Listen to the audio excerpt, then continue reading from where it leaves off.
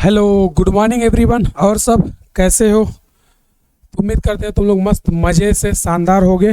और हम लोग आगे अपने लेक्चर को कंटिन्यू, जिसमें हमने SN1, SN2, SNI ये पढ़ लिया था। अब बचा क्या है? SNAR, SNAE, SNEA और SNNGP। और उसके बाद ये खत्म हो जाएगा।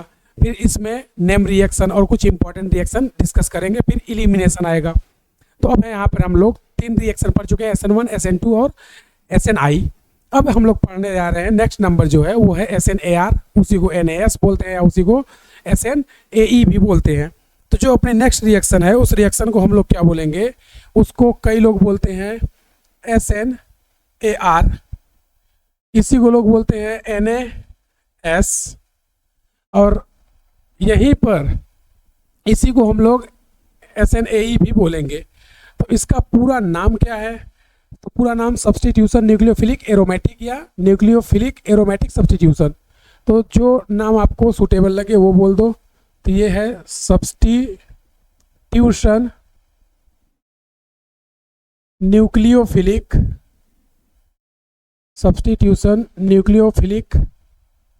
एरोमेटिक। दूसरा NAS का नाम क्या है? NAS का नाम होता है न्यूक्लियोफिलिक एरोमेटिक सब्स्टिट्यूशन।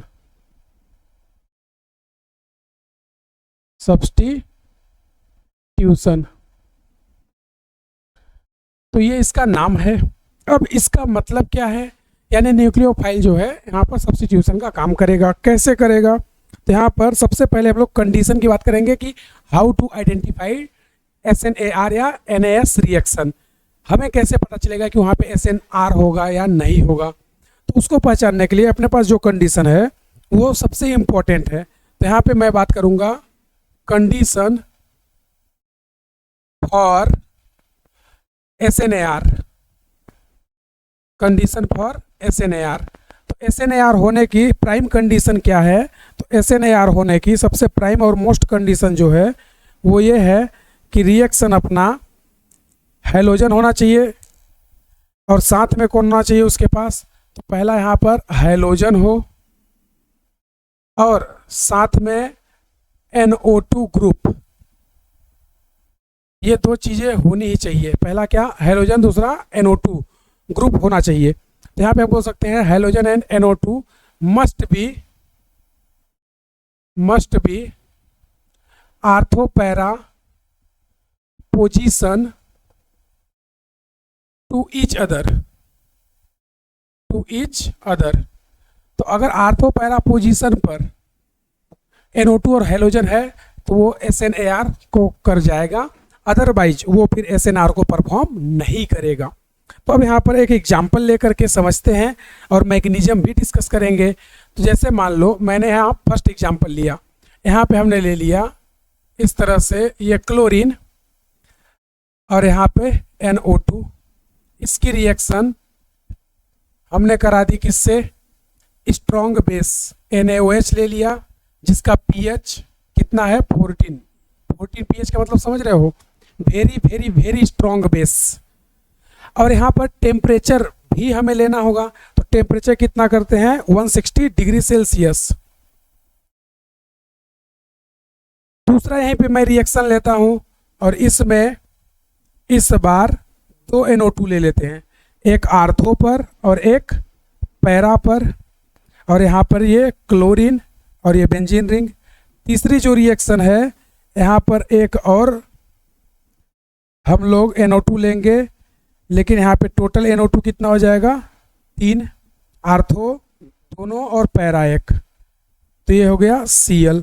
अब इसकी रिएक्शन कराने के लिए हमें बेस तो चाहिए, इसकी रिएक्शन कराने के लिए बेस चाहिए, लेकिन इतना कंसंट्रेट या इतना स्ट्रॉन्ग नहीं चाहिए। यानी pH अगर 10 हो तो भी चलेगा, और टेम्परेचर कितना? टेम्परेचर 160 से कम कर दें। क्यों? क्योंकि ऑलरेडी यहाँ पे 2 NO2 लग गया है। 2 NO2 लगने का मतलब -M लग गया, और -M लग गया तो वो क्या होगा? ज़्यादा स्ट्रॉन्ग और स्टेबल बनेगा। तो यहाँ पर टेम्परेचर 100 डिग्री सेल्सियस ले लो। लेकिन इस कंडीशन में यहाँ पर तुम NaOH बेस और pH बहुत ज़्यादा नहीं, न्यूट्रल ले लो सीधा। और टेम्परेचर कितना, लगभग 45 डिग्री सेल्सियस, या इसके जगह पर तुम बोल सकते हो क्या, रूम टेम्परेचर। तो इस कंडीशन में देखो प्रोडक्ट जो है अपना क्या बनेगा। इस कंडीशन में अगर मैं प्रोडक्ट की बात करूं तो इस कंडीशन में जो हमारा प्रोडक्ट है पहला ये बनेगा, यहाँ पे आ जाएगा OH और यहाँ पर NO2। इस कंडीशन में अगर प्रोडक्ट की बात करूं मैं तो इस कंडीशन में भी प्रोडक्ट OH बनेगा, यानी कि इसको बोलेंगे 2,4 डाइनाइट्रोफिनॉल और इसको क्या बोलेंगे, पैरानाइट्रोफिनॉल। और इसी कंडीशन में अगर मैं इसको ले लूँ तो यहाँ पर जो प्रोडक्ट बनेगा वो बनेगा हमारा 2,4,6 ट्राइनाइट्रोफिनॉल। और इसी को हम लोग क्या बोलते हैं, याद करो, इसी का नाम था पिक्रिक एसिड, जो कि हाईली एसिडिक होता है। और इसका pKa वैल्यू मैंने बताया था कितना होता है बच्चों, 0.5 होता है। तो ये इस तरह से अपनी रिएक्शन चल गई। लेकिन अगर यहीं पे मैं बात करूं, अगर यहीं पे एक एग्जांपल ले लूं, हमने ले लिया यहाँ पर क्लोरोबेंजीन या कोई भी हैलोजन वाला, और इस पे हमने बेस का रिएक्शन करा दिया, NaOH ले लो या फिर OH माइनस ले लो, दोनों बात एक ही है। इस कंडीशन में कोई रिएक्शन नहीं होती है, नो रिएक्शन। फिर इसमें ऐसा क्या हो गया कि रिएक्शन हो गई और यहाँ पर नहीं हुई। तो इसका रीजन और लॉजिक सिंपल सा, ये क्या है, न्यूक्लियोफाइल। और बेंजीन भी कैसा बिहेव करेगा, न्यूक्लियोफाइल के जैसा। तो न्यूक्लियोफाइल से रिएक्शन कभी भी नहीं करता, इसलिए ये रिएक्शन नहीं होती।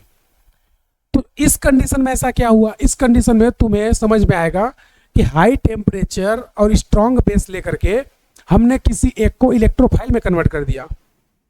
यानी कि ये तो न्यूक्लियोफाइल रहेगा, लेकिन इसको हमने इलेक्ट्रोफाइल में कन्वर्ट किया है, इलेक्ट्रोफाइल जनरेट किया है, इलेक्ट्रोफाइल था नहीं। तो यहाँ पर high temperature strong basic medium लेकर के इलेक्ट्रोफाइल हमने जनरेट किया, तो ये रिएक्शन चल गई। तो NO2 देख रहे हो, जैसे तुम NO2 का नंबर इंक्रीज करते जा रहे हो, pH और टेम्परेचर दोनों डिक्रीज हो रहे हैं। इसका मतलब हमें ये समझ आ रहा है रफली कि NO2 इंक्रीज करने से -m इफेक्ट इंक्रीज हो रहा है, और हो ना हो ये रिएक्शन की स्टेबिलिटी को इंक्रीज कर रहा होगा, इसलिए रिएक्शन प्रोसीड कर रही होगी। तो इसके पीछे का मैकेनिज्म क्या है वो मैं यहाँ पर डिस्कस करता हूँ। तो इसके मैकेनिज्म को समझने के लिए मैं एक छोटा सा एग्जाम्पल से तुम्हें समझाता हूँ कि ये कैसे होगा। तो देखना, यहाँ पर मैं मैकेनिज्म डिस्कस करता हूँ। मैकेनिज्म किसके बात करें तो सिंपल सा हमने क्या किया, ये इस तरह से ये पाई, ये पाई, ये पाई, ये नाइट्रोजन डबल बॉन्ड O और ये नाइट्रोजन, यहाँ पे है हैलोजन। अब इस पे हमारा स्ट्रॉन्ग बेस जो OH माइनस है ये आएगा और अटैक करेगा। जब ये अटैक करता है तो यहाँ पर क्या होगा बताओ, जब ये अटैक करेगा तो ये हैलोजन वाले कार्बन पे अटैक करेगा, तो ये यहाँ पे अटैक कर देगा। जब ये यहाँ पे अटैक करेगा तो ये यहाँ से शिफ्ट होकर के यहाँ आ जाएगा। तो नेक्स्ट स्टेप रिएक्शन की क्या होगी, नेक्स्ट स्टेप में देखोगे तो रिएक्शन की कुछ इस टाइप से इंटरमीडिएट अपना बन जाएगा।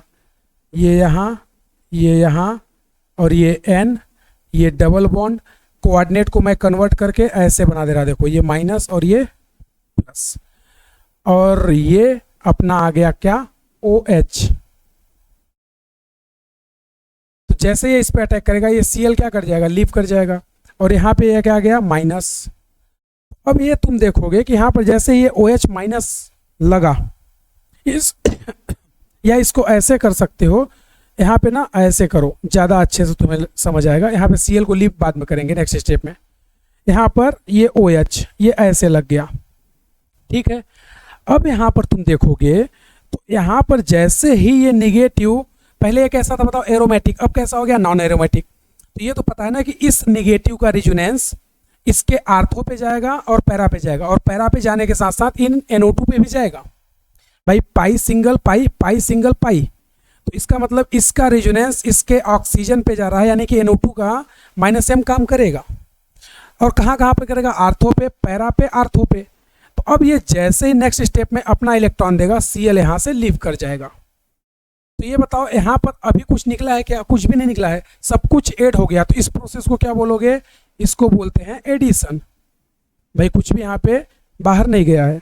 अब जैसे ही ये एडिशन हुआ, अब तुम्हें अगला स्टेप समझ आएगा कि अगला स्टेप क्या होने वाला है। तो अगला स्टेप सोचो क्या होगा।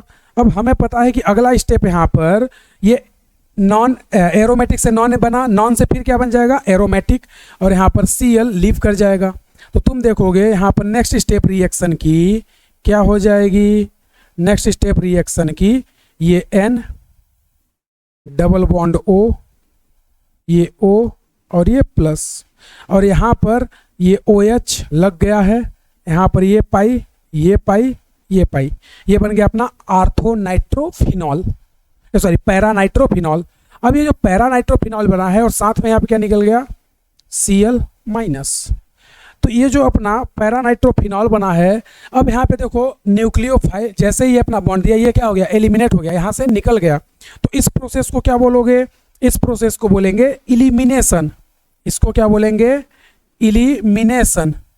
तो यहाँ पर अगर इलिमिनेशन हुआ है तो ओवरऑल न्यूक्लियोफिलिक सब्स्टिट्यूशन हो रहा है ना पूरा। तो इसीलिए इसको हम लोग एक दूसरे नाम से भी जानते हैं, जिसको बोलते हैं SNAE।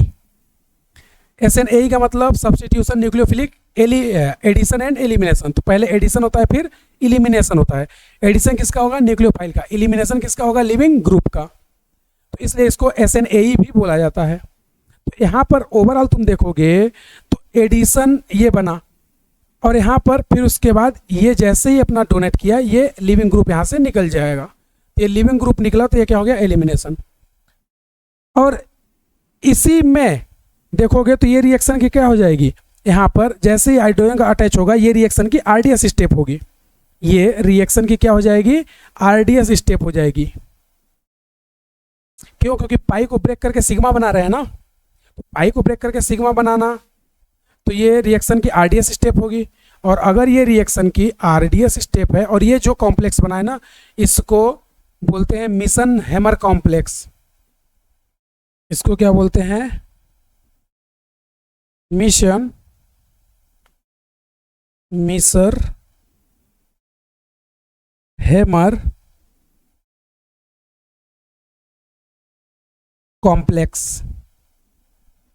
तो इस मिसर हैमर कॉम्प्लेक्स में ओवरऑल क्या बन रहा है? कार्ब एनायन ना।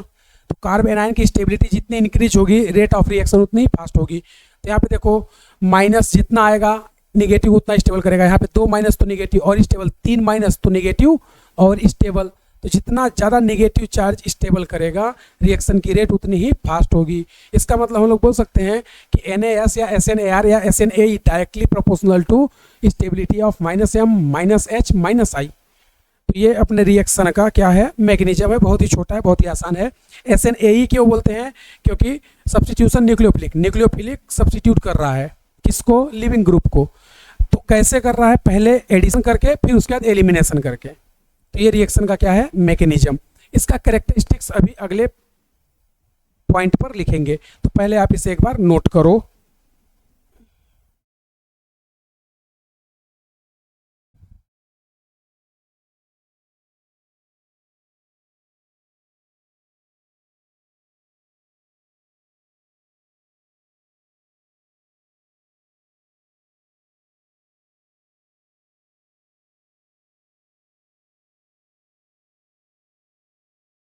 चलो नोट किया क्या? आ जाओ। अब इसके बाद मैं तुम्हें इसके कुछ कैरेक्टरिस्टिक्स बताता हूँ, देन उसके बाद रिएक्शन को हम लोग कंटिन्यू करते हैं। तो अब इसमें क्या क्या हुआ था, ये मैकेनिज्म को अभी यहीं पे रखते हैं क्योंकि कैरेक्टरिस्टिक्स हमें लिखना है तो तुम्हें थोड़ा बहुत दिखता भी रहे तब तो पता चलेगा। ये कंडीशन ध्यान रखना कि हैलोजन और NO2 क्या होने चाहिए? एक दूसरे के आर्थो पैरा पे होने चाहिए। तो चलो आ जाओ। अब इसके कैरेक्टरिस्टिक्स की मैं बात करता हूं। तो यहां पर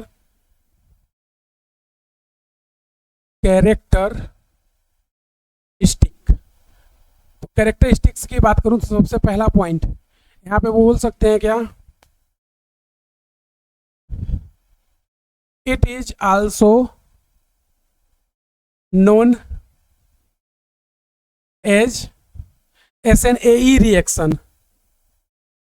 SNAE रिएक्शन। SNAE का मतलब सब्स्टिट्यूशन, न्यूक्लियोफिलिक एडिशन एंड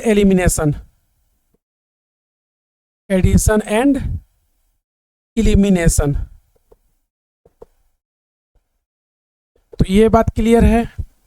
दूसरा इसमें हम लोग क्या बोल सकते हैं, दूसरा बोल सकते हैं carb anion C minus, carb anion formed in RDS step. तीसरा पॉइंट यहाँ पे क्या बोल सकते हैं, तीसरा ये बताओ न्यूक्लियोफाइल कब अटैक किया था, RDS स्टेप में ना, तो यहाँ पे बोल सकते हैं न्यूक्लियोफाइल अटैक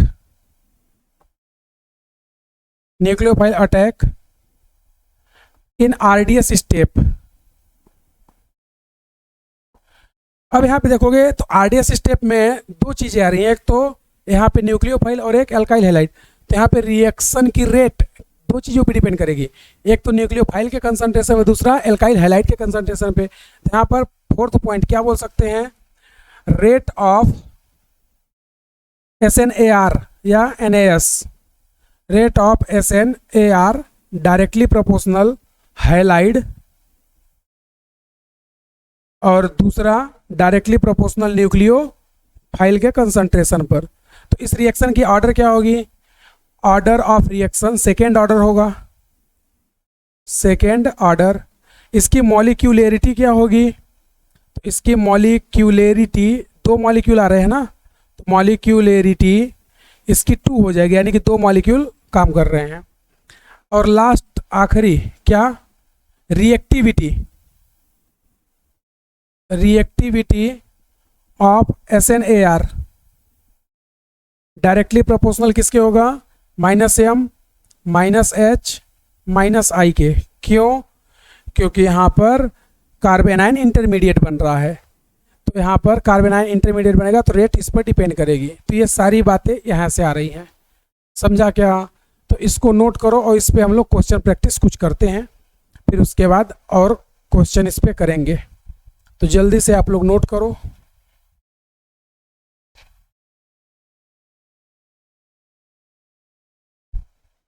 चलो नोट किया, आ जाओ।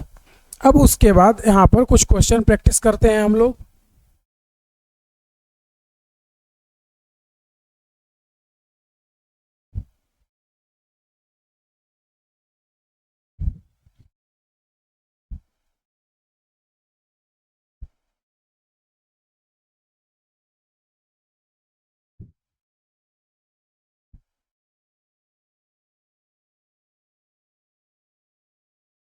अब देखना, यहाँ पर हम लोग कुछ क्वेश्चन की प्रैक्टिस करेंगे।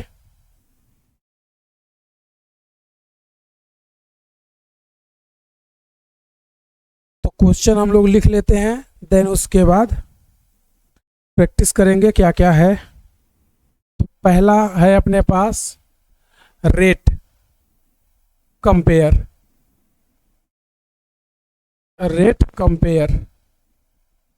तो यहाँ पर अपने पास है पहला नाइट्रोफ्लोरोबेंजीन, दूसरा है नाइट्रोक्लोरोबेंजीन, तीसरा है अपने पास नाइट्रोब्रोमोबेंजीन, और चौथा है आयोडो ब्रोमोनाइट्रोबेंजीन। तो ये इसमें तुम्हें बताना है कि रेट सबसे फास्ट किस में होगी और रीजन।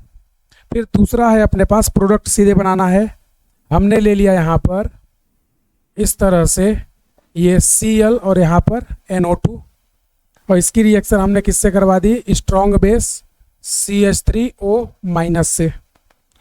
और जो तीसरी रिएक्शन है इसमें हमने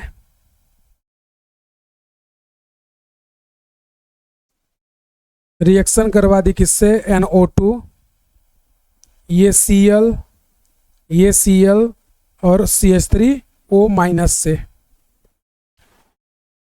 तुम्हें इनमें प्रोडक्ट बनाना है। देन उसके बाद फोर्थ रिएक्शन,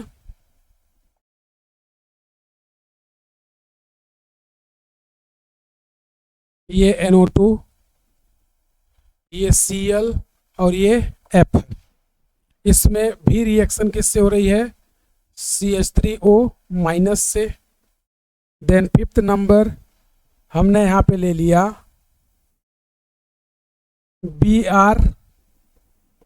BrNO2 और इसकी भी रिएक्शन CH3O माइनस से। 6 नंबर क्वेश्चन हम लोग इधर पे ले लेते हैं BrCl और यहाँ पर NO2 रिएक्शन OH माइनस से। फिर उसके बाद 7th नंबर हमने ले लिया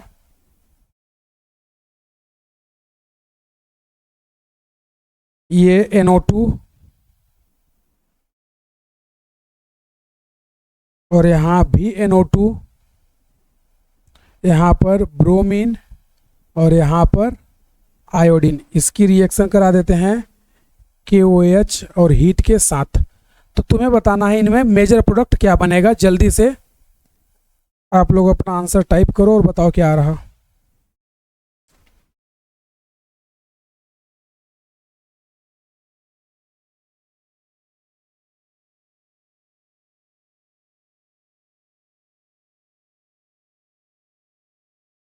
जल्दी से एक बार ट्राई करो।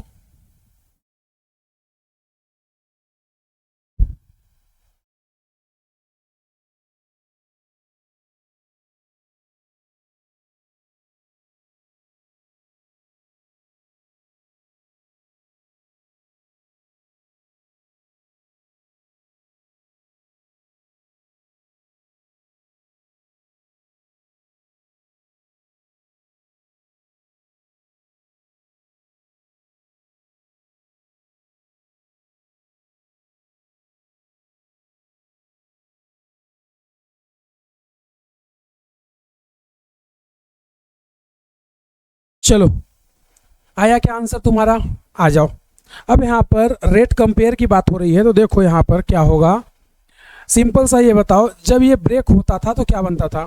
अगर इसका इंटरमीडिएट देखोगे तो इसका इंटरमीडिएट ये इस तरह से मिशन हैमर कॉम्प्लेक्स बनता था अपना।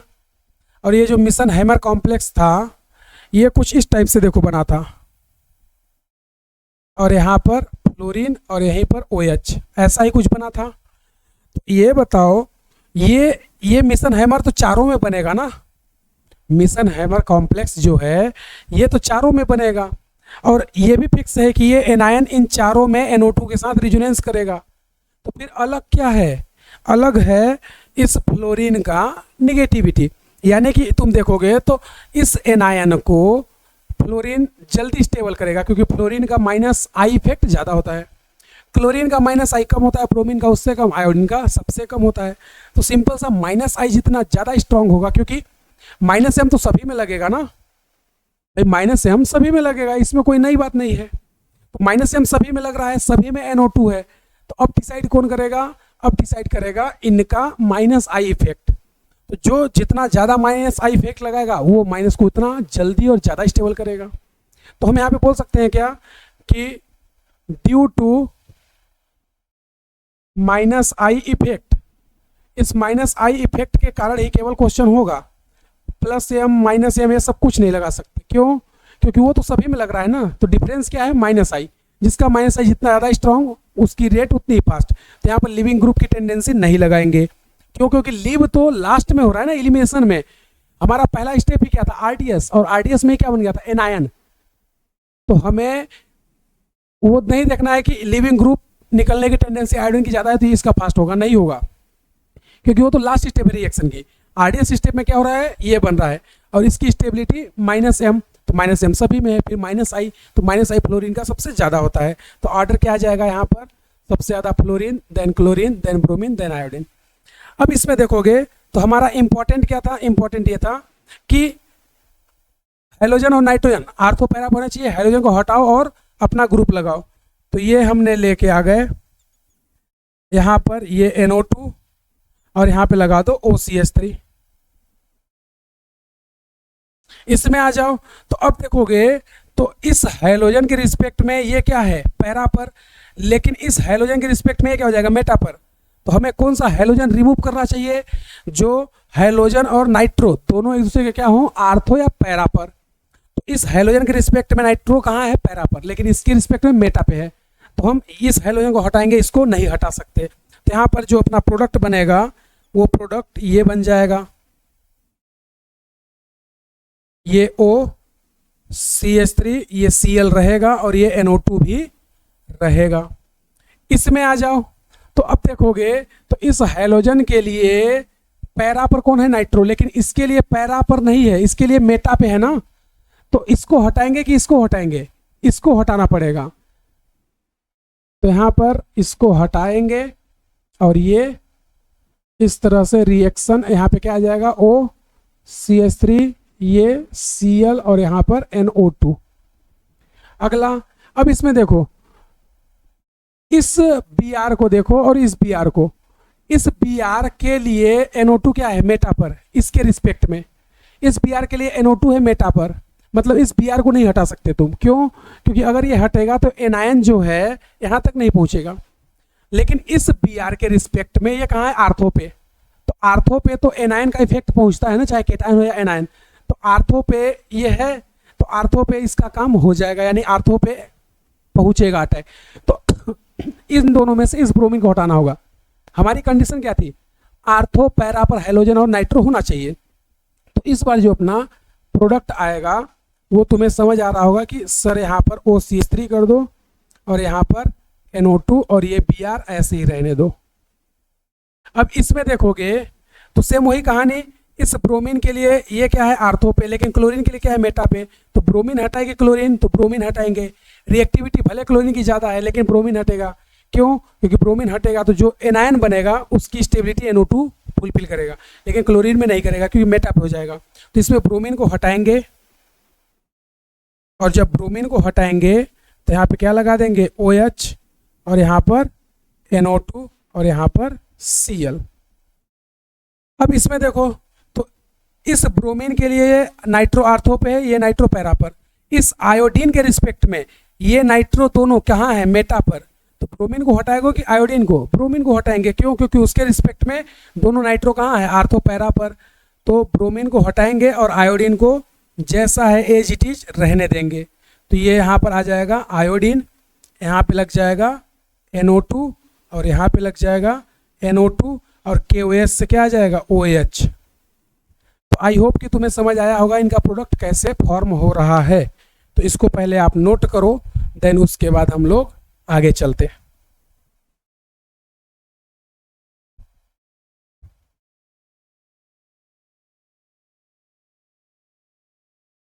चलो नोट किया गया। अब यहीं पर अगला क्वेश्चन थोड़ा और कर लेते और इसको यहीं पर ख़त्म करेंगे। और क्वेश्चन को हम लोग करने के लिए इनको रफ करते हैं और थोड़ा सा और क्वेश्चन की प्रैक्टिस, और उसके बाद ये ख़त्म हो जाएगा। बहुत बड़ा टॉपिक नहीं है, छोटा सा है। मेन तो SN1 SN2 था जिसमें बहुत लोगों को डाउट, दिक्कतें आती हैं।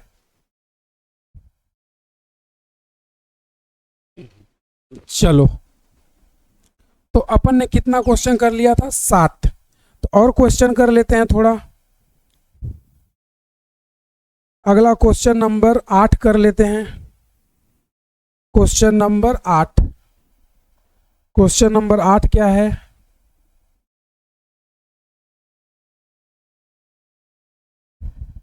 इस बार यहाँ पर I, यहाँ पर Br, यहाँ पे NO2, यहाँ पर NO2, और इसकी रिएक्शन किससे करवा देते हैं, KOH से, in the presence of heat. और जो 9th है, इस 9th में क्या करना है तुम्हें, इस बार इस 9th में ना बहुत ही अच्छा ये रिएक्शन है, NO2 ले लो और यहाँ पे रिएक्शन Cl और in the presence of Na2S, sodium sulphide से कराना है तुम्हें रिएक्शन। अगली जो रिएक्शन है, अगली रिएक्शन तुम्हें 10th नंबर, 10th नंबर में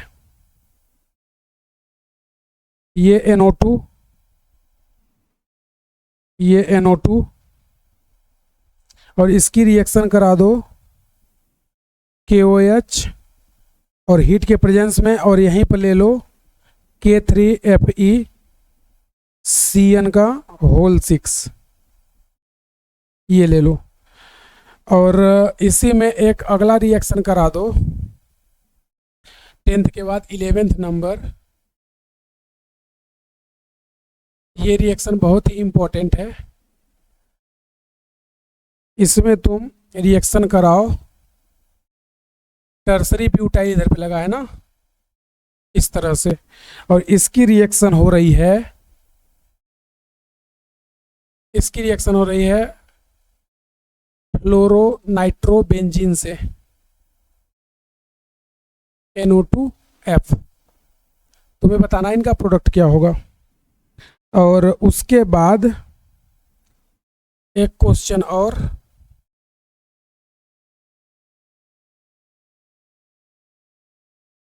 ये NO2 और ये F, तुम्हें बताना है this reaction will undergoes, this reaction will undergoes option first SN1, second SN2, third SNAR। चलो इनका जल्दी से प्रोडक्ट एक बार सोचो, वीडियो को पॉज करो और बताओ क्या आएगा आंसर तुम्हारा।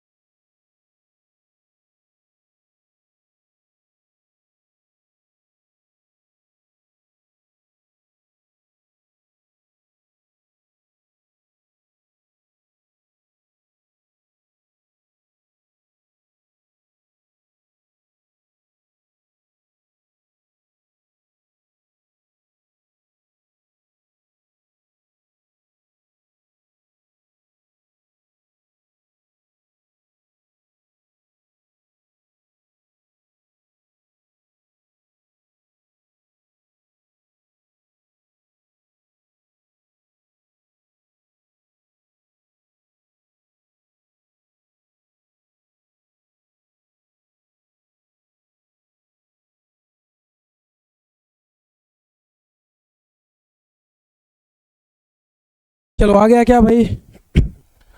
तो चलो देखते हैं इनका आंसर क्या है।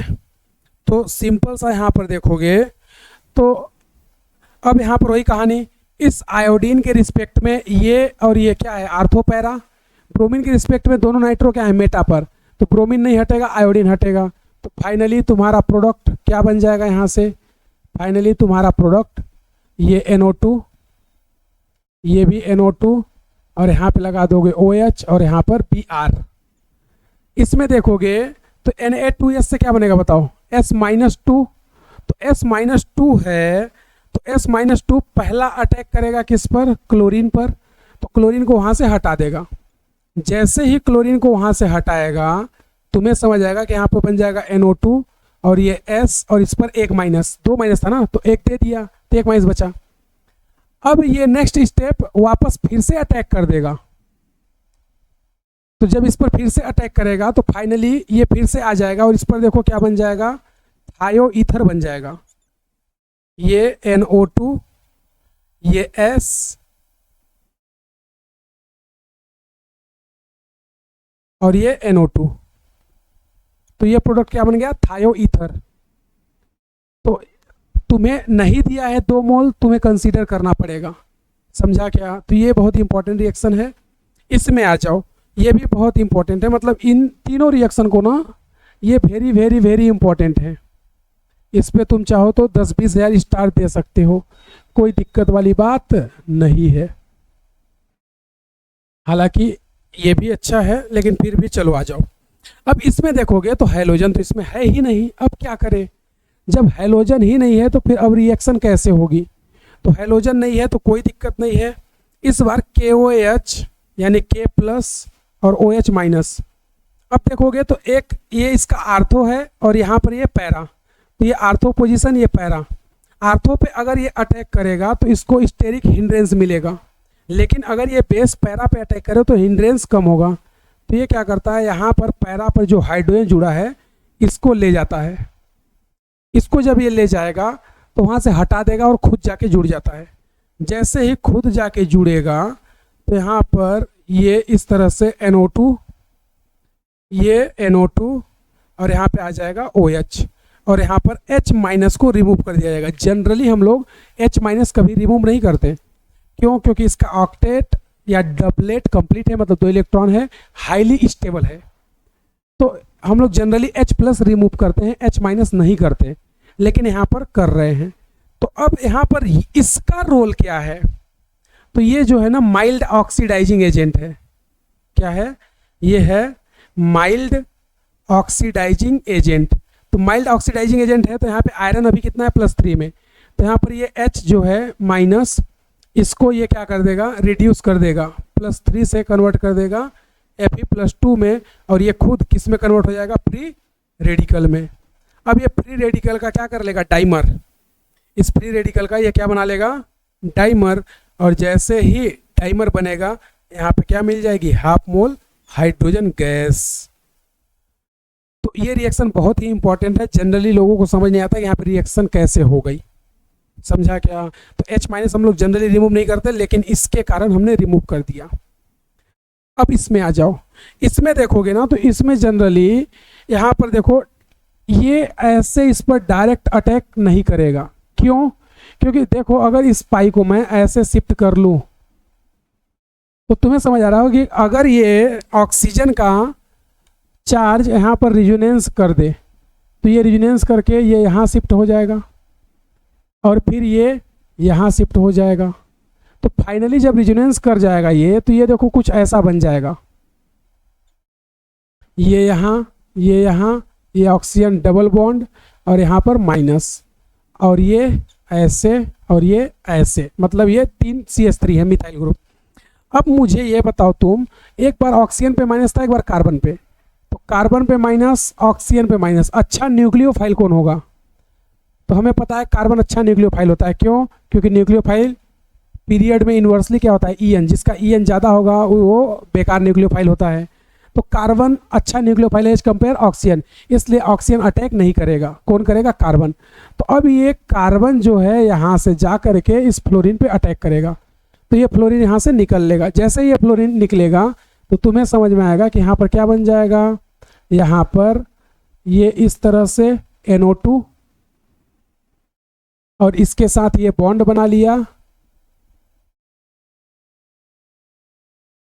और ये ऐसे डबल बॉन्ड ऑक्सीजन, ये 2 मिथाइल ग्रुप। लेकिन मेजर प्रोडक्ट ये नहीं है। क्यों? अब इसमें टोटोमर हो जाएगा। तो याद करो टोटोमर के लिए क्या चाहिए था हमें, मोर एसिडिक या अल्फा हाइड्रोजन।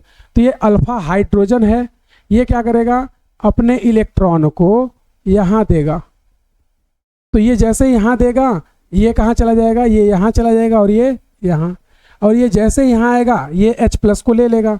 तो फाइनली यहाँ पर क्या हो जाएगा, टोटोमर, और टोटोमर से ये जो कीटो बना है ये क्या बन जाएगा, वापस से फिनॉल।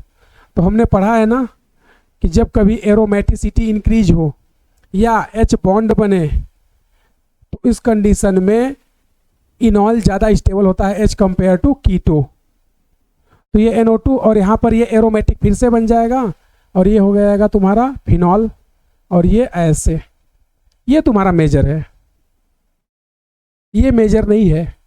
तो इसको ध्यान रखना, बहुत ही इंपॉर्टेंट रिएक्शन है। ऑक्सीजन अटैक नहीं करता बल्कि कार्बन करता है। इसमें आ जाओ तो देखो यहाँ पर फ्लोरीन है और इसके आर्थो पे कौन है, नाइट्रो। तो फ्लोरीन और मतलब हाइड्रोजन के आर्थो पे नाइट्रो है, तो हमने पता है ना कि वो SN1 तो कभी नहीं देगा। क्यों? क्योंकि ये अराइल हैलाइड है ना, aryl halide will not undergoes SN1 और SN2। तो मैंने तुम्हें 3 एग्जाम्पल बताया था, विनाइल, अराइल, ब्रिज हेड, ये तीनों ऐसे हाईलाइट होते हैं जो ना तो SN1 देते हैं ना ही SN2। तो ये कभी SN1 SN2 नहीं देगा, तो फिर क्या देगा, SNAR दे देगा। समझा क्या तुम लोगों ने? तो चलो इसे नोट करो, देन उसके बाद हम लोग आगे चलते हैं और 2-4 क्वेश्चन की प्रैक्टिस और करते हैं। या यहीं पर कर लेते हैं और उसके बाद नेक्स्ट रिएक्शन पढ़ते हैं। तो यहीं पे क्वेश्चन लिख लो, क्या question, compare the rate of SNAR। SNAR यहां पर पहला है अपने पास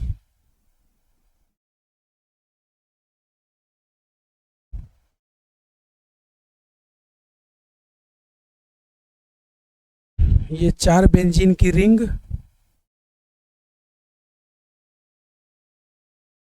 और दूसरा इधर पर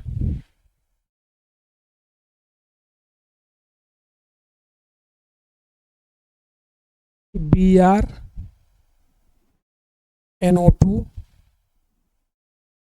Br, यहाँ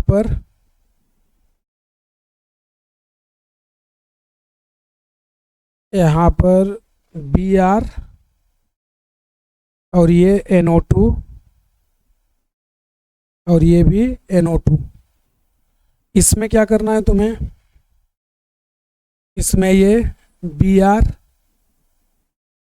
ये NO2 और यहाँ भी NO2, इसमें ये Br और ये NO2, इसमें ये Br और यहाँ पर NO2, इसमें ये Br, ये NO2 और ये NO2। तो इन दोनों में तुम्हें रेट बताना है कि किसकी फास्ट होगी किसकी स्लो होगी और क्यों। तो चलो जल्दी से सोचो एक बार क्या आएगा आंसर, उसके बाद हम लोग नेक्स्ट रिएक्शन पढ़ेंगे। SNAE था ना ये, तो अब इसके जगह पे पढ़ेंगे SNEA।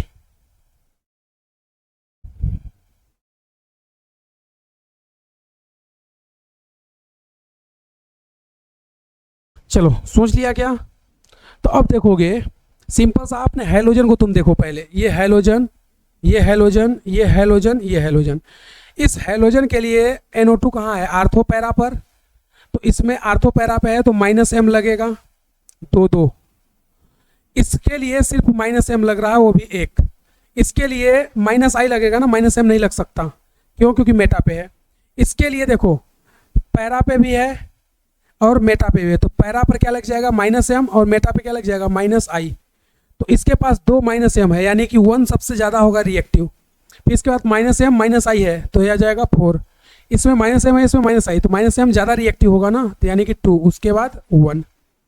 इसमें आ जाओ तो इसमें देखोगे अपने हैलोजन को, तो हैलोजन के लिए ये कहाँ है, आर्थो पर, ये कहाँ है, पैरा पर, तो ये क्या लगेगा -m, ये क्या देगा -i।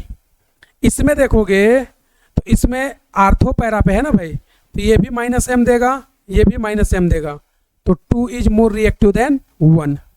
समझा क्या तुम लोगों ने? तो चलो इसको नोट करो और उसके बाद आगे चलते हैं हम लोग।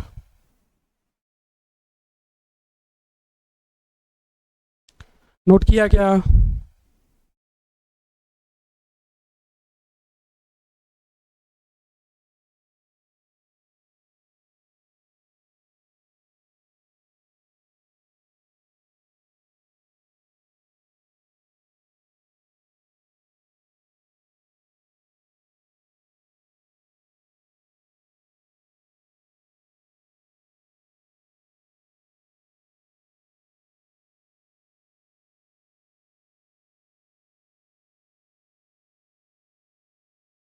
चलो अब नेक्स्ट हम लोग जो रिएक्शन रीड करने वाले हैं उसको बोलेंगे SNEA।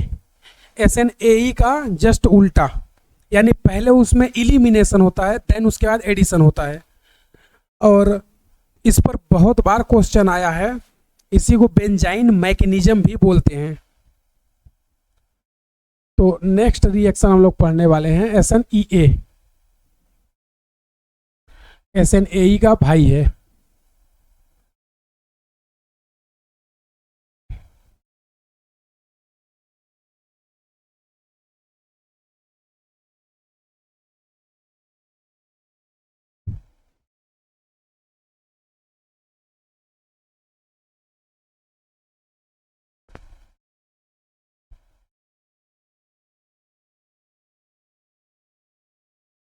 अगली जो अपनी रिएक्शन है उस रिएक्शन का नाम क्या है बच्चों? उसका नाम है SNAE। SNAE तो हो गया ना, SNEA, या इसी को बोलते हैं बेंजाइन मैकेनिज्म। बेंजाइन तो नाम बताने की जरूरत नहीं है, सब्स्टिट्यूशन न्यूक्लियोफिलिस, इलिमिनेशन एंड एडिशन, यानी पहले यहाँ पर इलिमिनेशन होता है फिर एडिशन होता है। तो यहाँ पर होता कैसे है वो देखते हैं। तो हमने क्या किया, यहाँ पर एक क्लोरोबेंजीन लिया और इसकी रिएक्शन हमने करा दी किससे? स्ट्रॉन्ग बेस NaOH से। तो यहाँ पर कोई रिएक्शन नहीं होती, नो रिएक्शन। रीजन पता ही है, बेस भी क्या है? न्यूक्लियोफाइल, वो क्लोरोबेंजीन भी क्या है? न्यूक्लियोफाइल। और अगर दोनों न्यूक्लियोफाइल हैं, यानी ये भी क्या हो गया? न्यूक्लियोफाइल, ये भी क्या हो गया? न्यूक्लियोफाइल, रिएक्शन नहीं होगी। तो इसका मतलब हमें किसी एक को इलेक्ट्रोफाइल बनाना पड़ेगा। तो अब इसको कैसे करेंगे? तो यहाँ पर जनरली हम लोग नॉर्मल टेम्परेचर, प्रेशर या नॉर्मल कंडीशन पर ये रिएक्शन नहीं होती। अगर हाई टेम्परेचर या प्रेशर बढ़ा दो तो काम हो जाएगा। तो अब यहाँ पर क्या करते हैं हम लोग, यहाँ पर हमने लिया क्लोरोबेंजीन और इसकी रिएक्शन NaOH से ही करा रहे हैं, लेकिन इस बार प्रेशर ले लिया कितना? 200 ATM, और हाई टेम्परेचर कितना ले लिया? लगभग 400 डिग्री सेल्सियस। तो इस कंडीशन में ये बेंजीन बना लेता है, मतलब बेंजीन रिएक्शन कर जाती है और प्रोडक्ट क्या बनेगा? फिनॉल, और साथ में क्या मिल जाएगा? HCl। इस रिएक्शन का स्पेशल नाम है डाउस प्रोसेस। क्या बोलते हैं? डाउस प्रोसेस। तो इस रिएक्शन को डाउस प्रोसेस बोला जाता है। तो डाउस प्रोसेस में होता क्या है? जनरली हेलो बेंजीन या हेलो क्लोरोबेंजीन रिएक्शन नहीं करते। और दूसरा रीजन क्या है? हेलोजन के पास अपना लोन पेयर है ना, तो ये लोन पेयर रेजोनेंस स्टेबल हो जाएगा। रेजोनेंस स्टेबल होगा तो डबल बॉन्ड को ब्रेक करना टफ हो जाएगा, उसके कारण भी रिएक्शन नहीं होगी। तो इस कंडीशन में ऐसा क्या हुआ कि रिएक्शन हो गई? तो इस कंडीशन में इसके मैकेनिज्म को समझेंगे तो हमें पता चलेगा कि क्या ऐसा हो गया था जिसके कारण ये रिएक्शन हो गई। तो आ जाओ चलते हैं कहाँ? मैकेनिज्म पर। तो हमने क्या किया, यहाँ पर ये इस तरह से इस क्लोरोबेंजीन को लेके आए।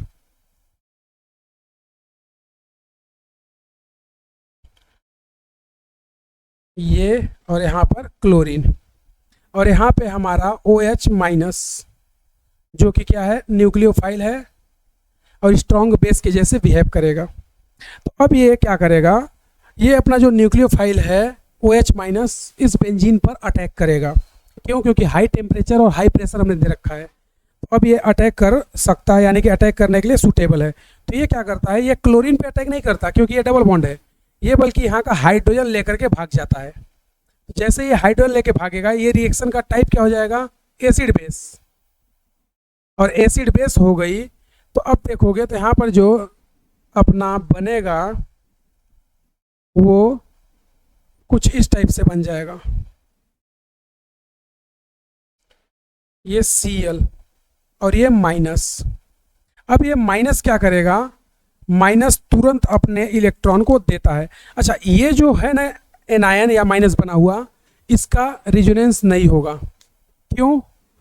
क्योंकि इसका रेजोनेंस हमने बताया था ना, केटायन हो, लोन पेयर हो, फ्री रेडिकल हो, ये रेजोनेंस नहीं कर सकते। ये अंदर में रेजोनेंस चलेगा लेकिन ये नेगेटिव रेजोनेंस के अंदर नहीं जा सकता, क्योंकि ये कहाँ होता है? हाइब्रिड ऑर्बिटल में। और रेजोनेंस कहाँ होता है? नॉन हाइब्रिड ऑर्बिटल में। तो ये हाइब्रिड ऑर्बिटल में और रेजोनेंस हाइब्रिड में चल रहा है। तो ये हाइब्रिड में है, रेजोनेंस नॉन हाइब्रिड में, इसलिए इसका रेजोनेंस नहीं होगा। इसका रेजोनेंस नहीं होगा तो ये क्या करता है? ये यहाँ पर दे देगा, तो ये यहाँ से लीव कर जाएगा। अब जैसे ही ये लीव करेगा तो यहाँ पर लीव का मतलब ये निकल गया, तो हुआ क्या? यहाँ पर इलिमिनेशन। यहाँ पे क्या हो गया? इलिमिनेशन। तो अब ये जैसे ही इलिमिनेशन हुआ, यहाँ पर देखो ये बन गया, और यहाँ पर प्रोसेस को क्या बोलेंगे? इलिमिनेशन। क्या हो गया? इलिमिनेशन। भाई Cl- चला गया ना, और ये जो बना है ना, इस इंटरमीडिएट को बोलते हैं बेंजाइन। बेंजीन का दोस्त बेंजाइन, तो इसको हम लोग बोलते हैं बेंजाइन। तो ये जो पाई बना है या ये निगेटिव है, ये रेजोनेंस में नहीं जाता, क्योंकि ये कहाँ होते हैं, sp2 हाइब्रिड ऑर्बिटल में। मतलब अगर तुम इसको चाहो ना तो इसको ऐसे देख सकते हो,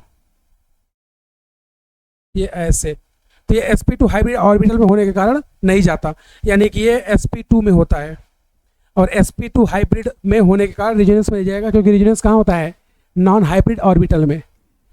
अब इसका रेजोनेंस नहीं होगा, तो अब ये क्या करेगा, अब ये जो OH आया था ना, ये फिर से अटैक करेगा,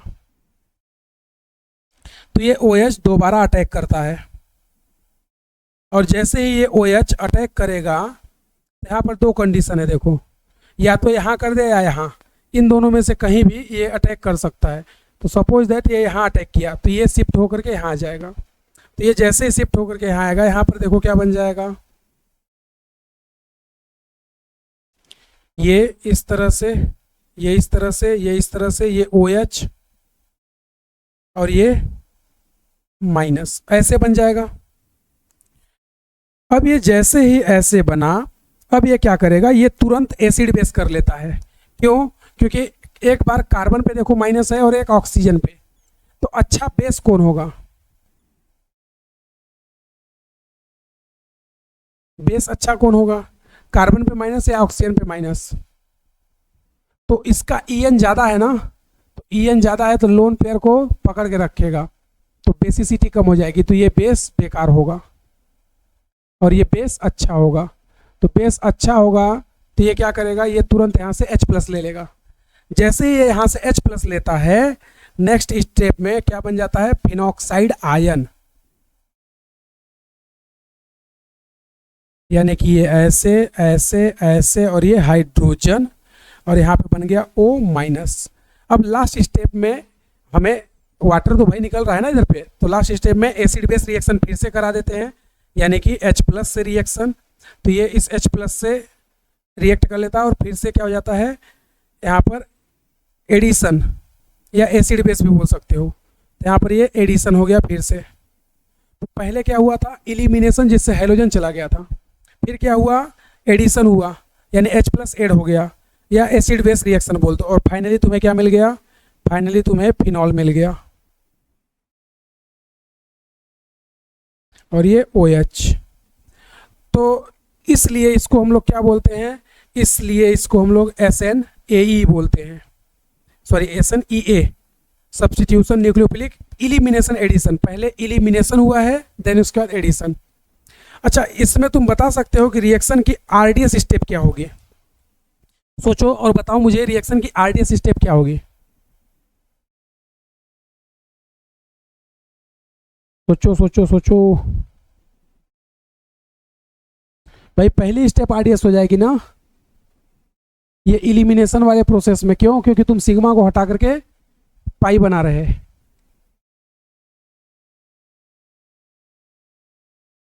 तो इसका मैकेनिज्म तुम्हें ध्यान क्या रखना है कि इसके रिएक्टिविटी भी कई बार क्वेश्चन पूछता है, तो रिएक्टिविटी में तुम्हें क्या ध्यान रखना है, ये जो एनायन बनता है ये सिर्फ और सिर्फ -I इफेक्ट देगा और -H, -M वगैरह कुछ भी नहीं दे सकता, क्योंकि ये रेजोनेंस में नहीं जाता।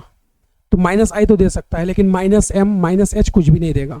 समझा क्या, रेजोनेंस में क्यों नहीं जाता, due to sp2 hybrid orbital, और sp2 हाइब्रिड ऑर्बिटल में चाहे यहाँ पर लोन पेयर हो, निगेटिव हो, पॉजिटिव हो, कोई भी रेजोनेंस में जाता है। याद करो पिरिडीन वाला एग्जांपल, पिरिडीन में नाइट्रोजन का लोन पेयर रेजोनेंस में नहीं जाता था, क्योंकि वो हाइब्रिड में चला जाता है, और जो हाइब्रिड में चला गया वो रेजोनेंस में नहीं जा सकता। समझा क्या, तो ये मैकेनिज्म बहुत ही इंपॉर्टेंट है, इसको तुम नोट करो।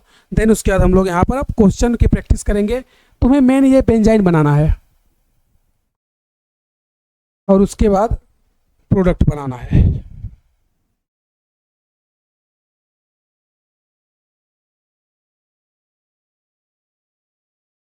चलो, नोट किया क्या,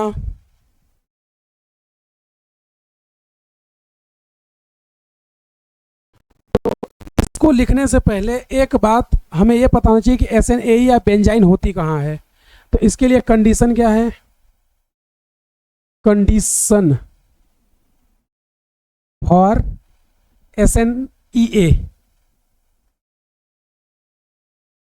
तो यहां पे देखो कंडीशन क्या क्या है, यहाँ पे ये हाइड्रोजन है, ये हाइड्रोजन, तो हाइड्रोजन कहाँ पे है, अल्फा पे, हाइड्रोजन कहाँ है, बीटा।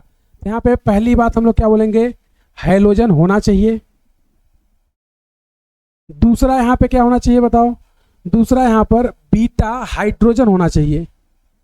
अगर बीटा हाइड्रोजन नहीं है तो रिएक्शन नहीं होगी। भाई हाइड्रोजन हमने कहाँ से हटाया है, बीटा से ना, क्योंकि जहाँ पे हाइड्रोजन लगा है वो क्या होगा, अल्फा। तो यहाँ पर हमने हाइड्रोजन हटाया है बीटा से। तीसरा यहाँ पे क्या होना चाहिए बताओ, तीसरा ये जो NaOH बेस वगैरह ले रहे हैं क्या है, बहुत ही स्ट्रॉन्ग। तो तीसरा हम लोग बोल सकते हैं यहाँ पर स्ट्रॉन्ग बेस होना चाहिए ताकि रिएक्शन फास्ट हो। भाई H+ वो खींच के ले जा रहा है ना, तो स्ट्रॉन्ग बेस, ये इसकी कंडीशन है SNEA को पहचानने का या बेंजाइन होने का सबसे इंपॉर्टेंट क्या ये। अच्छा, इसको ना कई जगह सिन सब्स्टिट्यूशन भी बोलते हैं। क्यों बोलते हैं सिन सब्स्टिट्यूशन, क्योंकि ये जो प्रोसेस हो रहा है ना एक ही डायरेक्शन में हो रहा है ना भाई। भाई ये जो sp2 है ये प्लेनर है ना, और प्लेनर है तो इसका मतलब जो ये लीव कर रहा है, जो एड हो रहा है सेम डायरेक्शन में हो रहा है, तो इसको सिन सब्स्टिट्यूशन भी बोल सकते हैं।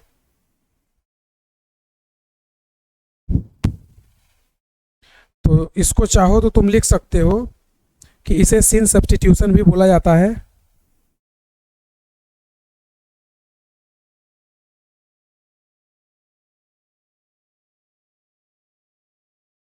चलो नोट किया, यहाँ पर लिख लो चाहो तो, इसको सिन सब्स्टिट्यूशन भी बोलते हैं।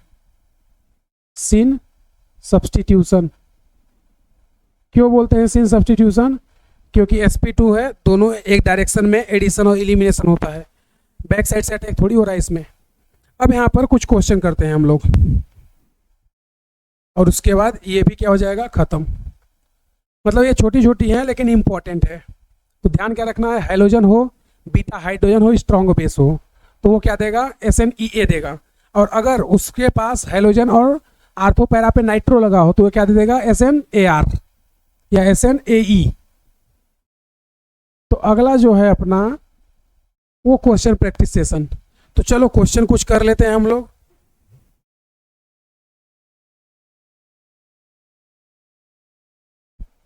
पहला क्वेश्चन है तुम्हारा, फर्स्ट क्वेश्चन। पहला तो मैंने एग्जांपल ही तुम्हें दे दिया था, दूसरा यहाँ पर ये है अपने पास Cl, यहाँ पे लगा दिया OCH3 और यहाँ पे लगा दिया हमने CH3। ये तुम्हें बताना है ये कौन सा रिएक्शन देगा in the presence of KNH2, in the presence of heat. ये तुम्हें बताना है कौन सा रिएक्शन देगा, SN1 देगा या फिर SN2 देगा या फिर SNAR देगा या फिर SNAR को ही क्या बोलते हो, SNAE, या फिर तुम्हें बताना है SNEA देगा, SNEA। इनमें से कौन सा ये रिएक्शन देगा ये तुम्हें बताना है। तीसरा जो है अपना एग्जाम्पल, इसमें प्रोडक्ट तुम्हें बनाना है, और प्रोडक्ट ये यहाँ पे लगा दो CH3, यहाँ पे लगा दो Cl, रिएक्शन करा दो KNH2 से in the presence of heat. ठीक है भाई। और नेक्स्ट एग्जाम्पल,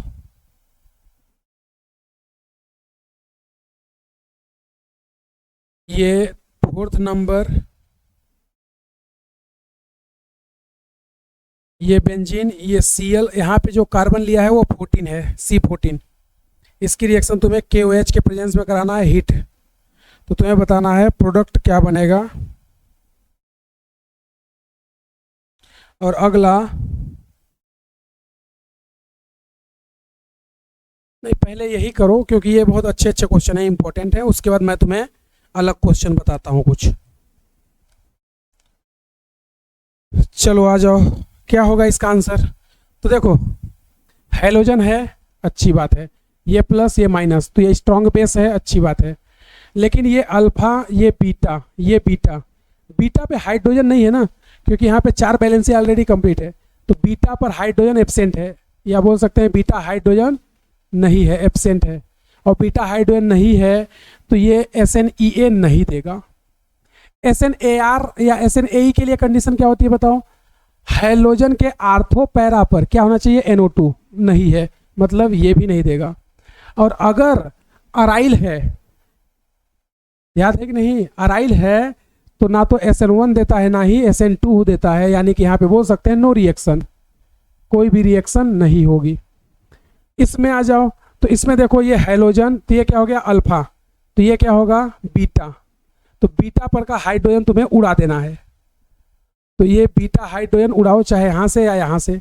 अब बीटा हाइड्रोजन हटाओगे तो देखो क्या होगा, जैसे तुम बीटा हाइड्रोजन हटाओगे तुम्हारे पास दो कंडीशन आएगी भाई, बेंजाइन बनाओगे ना, तो ये Cl और ये CH3, तो यहाँ पर NH2 आएगा, यही होगा, और ये बेंजीन रिंग। अब यहाँ पे जो NH2 आएगा, तुम्हारा यहाँ पर एनायन बनता था ना, और वो भी कैसा बेंजाइन, तो बेंजाइन कहाँ पे बनाओगे तो ज़्यादा स्टेबल होगा, सोचो, या ऐसे सोचो तुम, मैं ना इसको ऐसे बताऊंगा तो तुम्हें ज़्यादा अच्छे से समझ आएगा। अगर मैं यहाँ पर ऐसे बनाया, हाइड्रोजन को हटा दिया, ठीक है, तो इस कंडीशन में ये दो शिफ्ट हो सकता है, या तो ये इधर शिफ्ट हो जाए या इधर।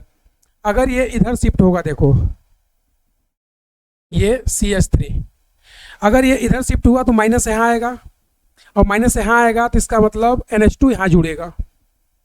दूसरी कंडीशन क्या है, दूसरी कंडीशन ये है कि ये यहाँ आ गया, ये CH3, और इस पर माइनस यहाँ ले जाओ तो NH2 को यहाँ जोड़ दो, तो सिंपल सा इस एनायन का रिजोनेंस नहीं होगा, ये फिक्स है, क्या लगेगा -I। तो CH3 यहाँ पर देखोगे तो क्या लगाएगा +I ना, और ये भी क्या लगाएगा +I, तो +I ज़्यादा स्टेबल या स्ट्रॉन्ग कहाँ होगा, +I यहाँ पर देखोगे तो यहाँ पर +I ज़्यादा लगेगा, क्यों, क्योंकि डिस्टेंस क्या है कम है। इसमें देखोगे तो +I यहाँ पर कम लगेगा क्योंकि डिस्टेंस क्या है ज़्यादा है, तो ये एनायन को ज़्यादा स्टेबल करेगा, ये अनस्टेबल करेगा, तो इसका मतलब ये प्रोडक्ट नहीं बनाएगा, ये प्रोडक्ट बनाएगा। तो इससे फाइनली तुम्हारा मेजर प्रोडक्ट यहाँ पे एसिड बेस करा दो, यानी H+ से रिएक्शन करा दो, और H+ से रिएक्शन ये कर लेगा, और फाइनली क्या बन जाएगा, फाइनली बन जाएगा तुम्हारा मेटा प्रोडक्ट, यानी ये NH2, और यहाँ पे ये हाइड्रोजन लग जाएगा, तो ये तुम्हारा मेजर है। तो यहाँ पे ओवरऑल तुम्हें क्या समझा, यहाँ पे ये समझना है कि हैलोजन हटाओगे, यहाँ पे बेंजाइन बनाओ, बेंजाइन बनाने के बाद एनायन ऐसा बनाओ जो ज़्यादा स्टेबल हो, तो वहाँ पर प्रोडक्ट बनेगा। इसमें देखो, अब इसमें देखोगे तो ये 14 वाला है ना, तो इसमें जब तुम इसको हटाओगे हैलोजन को, तो यहाँ पर तुम्हें समझ आएगा कि ये बेंजीन रिंग और ये बन गई पाई, ये है 14 वाला। अब इसमें दो कंडीशन है, KOH को एक बार 14 पे जोड़ दो और एक बार विदाउट 14 पे। अगर तुम 14 पे जोड़ोगे तो देखो प्रोडक्ट क्या आएगा भाई, एक बार तो ये बन सकता है कि इसको ऐसे कर दो और यहाँ पर क्या कर दो OH, और ये 14 और ये माइनस, और इसका क्या करा दो एसिड बेस। या दूसरा इसी में क्या हो सकता है, देखो दूसरा ये हो सकता है कि ये जो तुम्हारा OH बना है इसको यहाँ पर रखो, और ये 14 वाला कार्बन और माइनस यहाँ पर रखो। दोनों ही कंडीशन में बस फर्क क्या है, एक बार फिनॉल 14 पे बनेगा, एक बार उसके एडजेसेंट पे बनेगा, तो दोनों से फाइनली अगर तुम एसिड बेस लास्ट में करा दोगे तो क्या हो जाएगा, दोनों से लास्ट में फाइनली तुम्हें प्रोडक्ट एक तो ये मिल जाएगा जिसमें इस पर 14 होगा और यहाँ पर हाइड्रोजन। दूसरा क्या मिलेगा तुम्हें, दूसरा ये मिल जाएगा कि उसके 14 के एडजेसेंट पे OH लगा दो और 14 पे क्या लगा दो हाइड्रोजन, और ये बेंजीन रिंग। तो प्रोडक्ट दोनों ही मेजर हैं, प्रोडक्ट दोनों ही मेजर हैं, कोई दिक्कत वाली बात नहीं है, क्योंकि यहाँ पे कोई ग्रुप ही नहीं है ना स्टेबल करने के लिए। लेकिन इसमें ऐसा नहीं कर सकते थे, तो यहाँ पर दो प्रोडक्ट बना, एक ये एक ये। तो ये जो दो प्रोडक्ट बनाए ना, इनको एक स्पेशल नाम देते हैं, एक को बोलते हैं TCP और एक को बोलते हैं PCP। तो TCP और PCP का मतलब क्या है ये बताओ मुझे, या कभी तुमने ऐसा टर्म सुना है क्या, TCP और CSP। तो TCP का मतलब होता है डायरेक्टेड सब्सटीट्यूटेड प्रोडक्ट, और CSP का मतलब क्या होता है, सेंस सब्सटीट्यूटेड प्रोडक्ट। तो इसका मतलब ये है, तो देखो ये जो प्रोडक्ट बना है ना, इसमें 50% ये बना है और 50% ये, तो इसको तुम DCP बोल दो क्योंकि 14 पे ही बना है ना, और इसको CSP बोल दो, TSP CSP। तो डीएसपी सीएसपी का मतलब क्या होता है? डीएसपी का मतलब होता है डायरेक्टेड सब्स्टिट्यूटेड प्रोडक्ट, इसका मतलब ये होता है। और सीएसपी का मतलब क्या होता है? सिन सब्स्टिट्यूटेड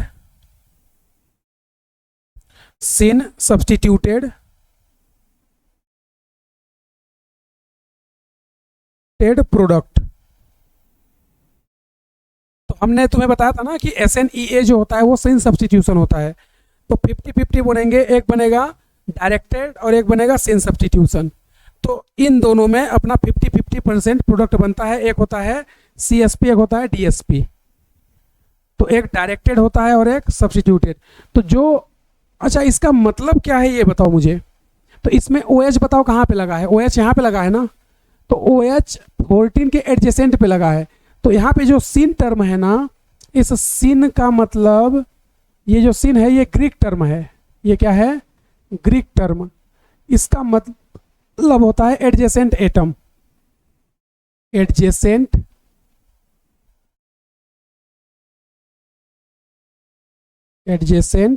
एटम। यानी कि यहाँ पर जो एल्कोहल बना है वो 14 के एडजेसेंट पे बना है। तो अगर एडजेसेंट पे बनेगा तो उसको बोलेंगे CSP, 14 पे ही बन गया तो उसको बोलेंगे DSP।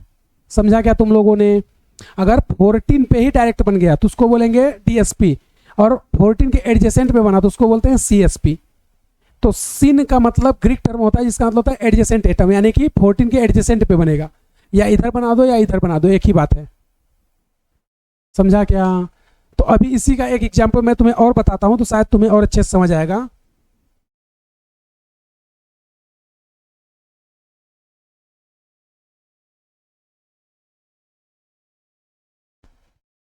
चलो, नोट किया क्या? अब एक एग्जाम्पल लेता हूं और इसमें तुम्हें बताना है कि रिएक्शन में प्रोडक्ट क्या बनेगा। बहुत ही अच्छा एग्जाम्पल है। तो DSP CSP ये दोनों याद रखना। DSP मतलब जहां पे हैलोजन है वहीं पे हमने प्रोडक्ट बना दिया। CSP का मतलब हैलोजन के एडजेसेंट वाले कार्बन एटम पर प्रोडक्ट जोड़ करके बना दो। तो ये ध्यान रखना। और इसको सिन सब्स्टिट्यूशन क्यों बोलते हैं? क्योंकि जनरली अपना जो एल्कोहल बनता है या फिनॉल बनता है वो एडजेसेंट पे बनता है, जहां पे हैलोजन लगा है वहां पर नहीं बनता। तो अब देखना यहाँ पर कितने क्वेश्चन हुए थे? 4 ना। क्वेश्चन नंबर 5, क्वेश्चन नंबर 5 में तुम्हें बताना है, ये तुम्हारे पास क्लोरोबेंजीन है लेकिन ये कार्बन 14 है। तो यहाँ पर रिएक्शन हो रही है KOH से, तो जो प्रोडक्ट बनता है A, B और C, ये बनता है 2:1:1। क्यों? इसका तुम्हें एक्सप्लेनेशन बताना है। सोचो क्यों ऐसा होता है।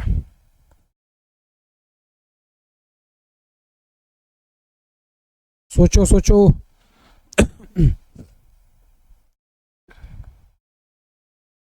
तो सिंपल सा तुम देखोगे तो यहाँ पर क्या होगा बताओ मुझे। यहाँ पर जब KOH रिएक्ट करेगा तो एक बार हाइड्रोजन यहाँ से हटा सकता है और एक बार हाइड्रोजन यहाँ से हटा सकता है। यहाँ पे तो हाइड्रोजन ही नहीं है। तो देखो, अगर इसके मैकेनिज्म को मैं तुम्हें एक्सप्लेन करूँ तो आई होप कि तुम्हें ज़्यादा अच्छे से समझ आएगा।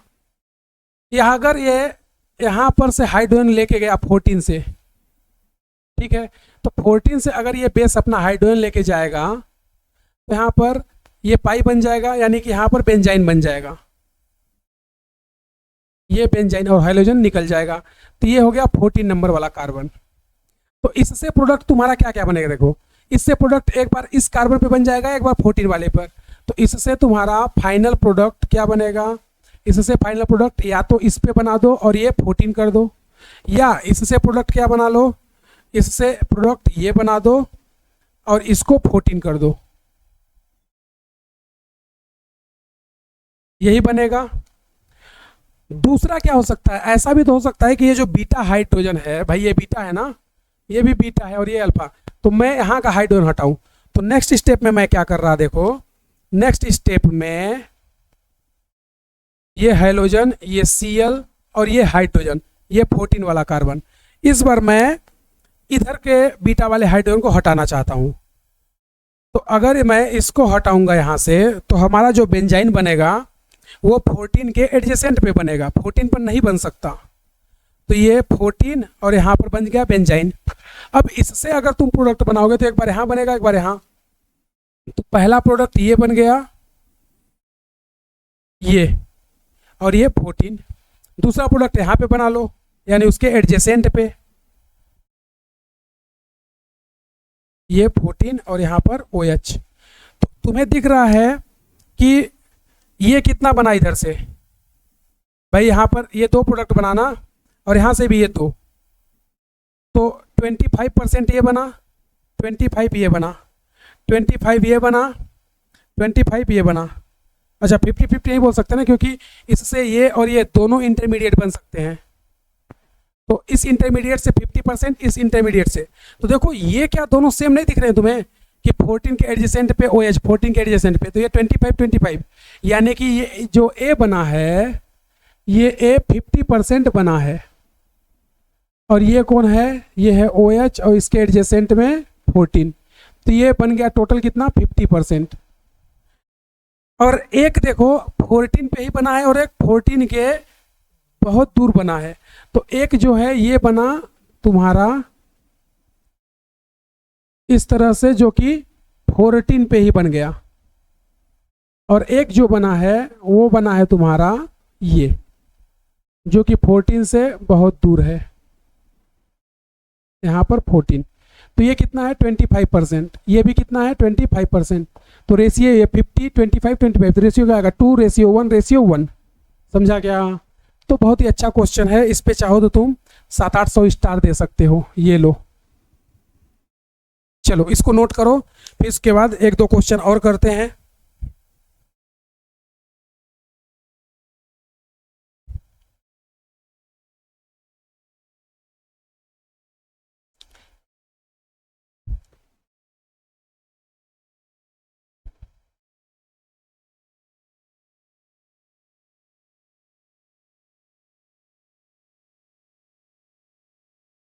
चलो नोट किया क्या? अब यहाँ पर तुम्हें कुछ क्वेश्चन ऐसे बताता हूं मैं, जिसमें मतलब जहां से हैलोजन हटाओगे ना वहीं पर न्यूक्लियोफाइल अटैच हो, ये जरूरी नहीं है। इसमें तुम्हें इंपॉर्टेंट क्या ध्यान रखना है कि जो तुम्हारा एनायन बनता है वो स्टेबल होगा -I इफेक्ट से, -M ये सब कुछ भी काम नहीं करता। क्यों? क्योंकि रिजोनेंस नहीं हो रहा है ना भाई, रेजिनेंस नहीं हो रहा है तो -I तो लग जाएगा, लेकिन -M वगैरह कुछ भी नहीं लगेंगे। तो अब मैं तुम्हें जो 3-4 एग्जाम्पल बता रहा है ये बहुत ही बेस्ट और अच्छे एग्जाम्पल हैं। तो इस एग्जाम्पल को ध्यान से तुम करना और तुम्हारे आंसर जो भी आएंगे वो लिखना। फिर उसके बाद हम लोग देखते हैं कितना क्वेश्चन था, ये 5 हो गया था ना। 6 नंबर क्वेश्चन, 6 में तुम्हें बताना है ये बेंजीन की रिंग, ये CH3 और यहाँ पे लगा है Cl, रिएक्शन करा दो KNH2 से। हीट के प्रेजेंस में तुम्हें बताना है मेजर प्रोडक्ट क्या बनेगा इसका। फिर अगला तुम्हें ये Cl और ये O, CH3 same reaction KNH2 से, ये प्लस ये माइनस, हीट कर दो। और एक लास्ट क्वेश्चन और इसको खत्म करते हैं हम लोग। यहाँ पे है Cl, यहाँ पे है O, CH3 और इसकी रिएक्शन करा दो KOH से, ये प्लस ये माइनस ये हीट। और इनमें तुम्हें बताना है प्रोडक्ट क्या बनेगा। तो तुम अगर ये रट लिए ना कि जहाँ से हैलोजन हटेगा वहीं पर न्यूक्लियोफाइल हमारा अटैच होगा, तो ये फिर समझ लो कि बहुत बड़ी तुम गलती कर रहे हो। इसमें कभी भी -M नहीं लगाओगे तुम, हमेशा क्या लगता है -I। क्यों? क्योंकि बेंजाइन जो बनता है वो रेजोनेंस में नहीं जाता। तो आ जाओ इसमें देखो, सिंपल सा हैलोजन को हटाने के बाद मतलब तुम्हें बीटा पे ऐड करना होगा। तो देखो यहाँ पे बीटा पे तो कोई चांस ही नहीं ऐड करने का, क्योंकि बीटा पर हाइड्रोजन ही नहीं है। यहाँ के बीटा पर हाइड्रोजन है तो तुम यहाँ के बीटा पे रिस्क ले सकते हो।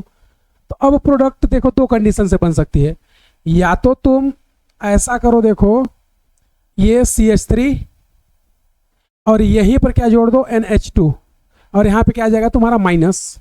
या दूसरा क्या कर सकते हो, भाई बेंजाइन बनेगा ना तुम्हारा। और दूसरा क्या कर सकते हो, ये CH3 लो और यहाँ पर NH2 जोड़ो और यहाँ पे ले आओ माइनस। अब इन दोनों में से बताओ ज़्यादा स्टेबल कौन है, एनायन। तो -M वगैरह कुछ नहीं लगेगा, सीधे -I लगेगा, क्योंकि रेजोनेंस नहीं हो रहा। तो यहाँ पे देखोगे तो ये क्या लगाएगा, +I। तो इसका +I क्या होगा, कम होगा। क्यों, क्योंकि यहाँ पे डिस्टेंस ज़्यादा है। इसका देखोगे तो इसका +I ज़्यादा लगेगा। क्यों, क्योंकि यहाँ पे डिस्टेंस कम है। तो ये ज़्यादा अनस्टेबल करेगा, ये स्टेबल करेगा। तो मतलब ये प्रोडक्ट बनाएगा, ये प्रोडक्ट नहीं बनाएगा। तो अगर ये प्रोडक्ट बनाएगा तो इसका मतलब इसमें क्या करा दो, हाइड्रोजन से रिएक्शन, यानी एसिड बेस। और इससे फाइनल तुम्हारा मेजर प्रोडक्ट क्या बन जाएगा, इससे फाइनली आर्थो पर तुम्हारा क्या लग गया, CH3 और यहाँ पर NH2, और हाइड्रोजन कहाँ लग जाएगा, यहाँ पर। तो अभी तुम देखोगे तो जहां पर हैलोजन है वहीं पर NH2 लगा है ना। लेकिन ऐसा हर बार हो जरूरी नहीं है। जैसे इस एग्जाम्पल में देखना, इस एग्जाम्पल में अगर मैं इस Cl को हटाऊं तो यहाँ पे बेंजाइन बनेगा, और बेंजाइन यहाँ पे बनेगा तो यहाँ या यहाँ ऐड कर सकते हो। तो देखो पहली कंडीशन में अगर मैं ये OCH3, अगर मैं NH2 को यहाँ पर ऐड कर दूं तो एनायन यहाँ पे बनेगा। और अगर मैं NH2 को वहाँ पर ना ऐड करूँ, यानी यहाँ पे एनायन कर दूँ, यहाँ पे NH2 ऐड कर दूँ, और ये OCH3, तो अब हमें पता करना होगा कि प्रोडक्ट कौन बनाएगा। तो सिंपल सा देखो, OCH3 क्या लगाएगा, -I, यहाँ पे भी क्या लगाएगा, -I। तो -I यहाँ पर क्या लगेगा, -I यहाँ पर स्ट्रॉन्ग लगेगा। क्यों, क्योंकि डिस्टेंस क्या है, कम। यहाँ पे तुम गलती से भी +M -M ये सब मत सोचना, क्योंकि नहीं लगता। क्यों नहीं लगता, क्योंकि ये रिजोनेंस नहीं कर सकता ना भाई। रिजोनेंस नहीं होगा तो -M मीजोमेरिक कहाँ से लगा दोगे। यहाँ पे -I क्या होगा, -I कम होगा। क्यों, क्योंकि डिस्टेंस ज़्यादा है। तो ये बताओ माइनस को स्टेबल कौन करेगा, माइनस वाला। तो यहाँ पे -I ज़्यादा है तो डिस्टेंस क्या है, कम, यानी कि ये ज़्यादा स्टेबल है। तो ये प्रोडक्ट बनाएगा, ये नहीं बनाएगा। ये प्रोडक्ट बनाएगा तो इसका क्या करा दो, एसिड बेस। तो एसिड बेस कराओगे तो फाइनली तुम्हारा प्रोडक्ट क्या बन जाएगा, ये OCH3 और यहाँ पे आ जाएगा NH2, यहाँ पे लगा दोगे हाइड्रोजन। अरे समझा क्या। अब लास्ट वाले का बताओ क्या होगा प्रोडक्ट, तो एक बार मुझे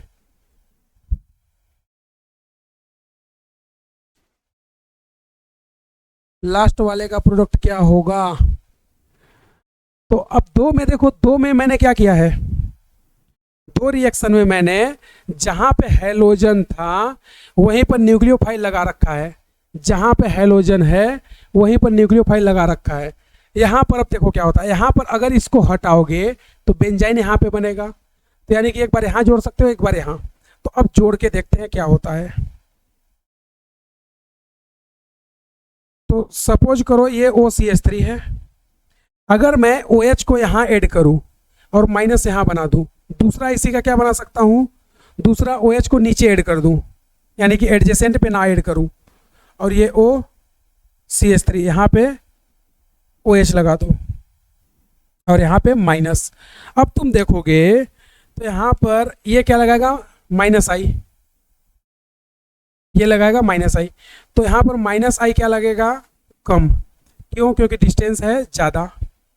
इसमें देखोगे तो -I क्या लगेगा, स्ट्रॉन्ग। क्यों, क्योंकि यहाँ पे डिस्टेंस है कम। तो ये ज़्यादा स्टेबल होगा ना। अगर ये ज़्यादा स्टेबल होगा तो मतलब ये प्रोडक्ट बनाएगा, ये नहीं बनाएगा। और अगर ये प्रोडक्ट बनाएगा तो लास्ट में क्या करा दो, एसिड बेस यानी H+ से अटैक, और ये फाइनल तुम्हारा मेजर प्रोडक्ट।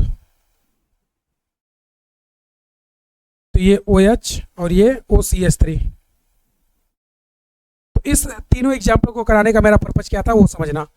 यहाँ पर देखो हैलोजन जहाँ पे है, हैलोजन जहाँ पे है उसके एडजेसेंट पे मैंने OH जोड़ा है, जबकि इन दोनों में जहाँ हैलोजन है वहीं पे मैंने OH जोड़ NH2 या न्यूक्लियोफाइल को जोड़ रखा है। तो तुम्हें रटना नहीं है कि किस में क्या आएगा तो हमें क्या बनाना है। सिंपल सा तुम -I या +I जो भी लग रहा है स्टेबल एनायन करो और प्रोडक्ट बना लो। तो ये दो कंडीशन तुम बना लिए ना रिएक्शन की मैकेनिज्म से। भाई बेंजाइन बनेगा तो बेंजाइन से या तो यहाँ पे प्रोडक्ट बना सकते हो या यहाँ। तो न्यूक्लियोफाइल के अटैच होने के बाद एनायन बनेगा, एनायन से तुम स्टेबिलिटी चेक करो, जो ज़्यादा स्टेबल होगा वो रिएक्ट करेगा, जो कम स्टेबल होगा वो रिएक्ट नहीं करेगा और प्रोडक्ट बन जाएगा। तो यहाँ पर ये तीनों रिएक्शन बहुत ही इंपॉर्टेंट है, बहुत ही इंपॉर्टेंट है क्यों? क्योंकि यहाँ पर मैंने तुम्हें वो एग्जाम्पल दिखाया है जिसमें जहाँ पर अपना हेलोजन है वहीं पर प्रोडक्ट हर बार बने, ऐसा जरूरी नहीं है। फिर कैसे बनेगा? एनायन की स्टेबिलिटी से। तो ये बेंजाइन मैकेनिज्म बहुत ही इंपॉर्टेंट है, पिछले ही बार जेई के पेपर में आया हुआ है और नीट में तो 2-3 बार आ चुका। तो इसको नोट करो और इसको यहाँ पर खत्म करते हैं, मतलब बेंजाइन मैकेनिज्म खत्म हो जाता है।